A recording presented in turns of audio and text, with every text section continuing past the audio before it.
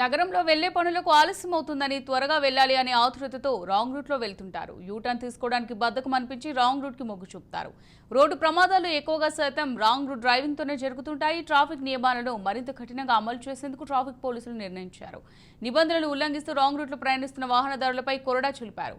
నగర ట్రాఫిక్ అదనపు CP Vishwaprasad, DCP Rahul Hegde ఆధ్వర్యంలో ట్రాఫిక్ పోలీసులు సిటీ కమిషనరేట్ పరిధిలోని పలు ప్రాంతాల్లో ప్రత్యేక తనిఖీలు నిర్వహించారు. 3 గంటల్లో 688 కేసులు నమోదు చేశారు. ఈ రకంగా అయినా రాంగ్ రూట్ డ్రైవింగ్ వాహనదారులో మార్పు వస్తుందేమో చూడాలి.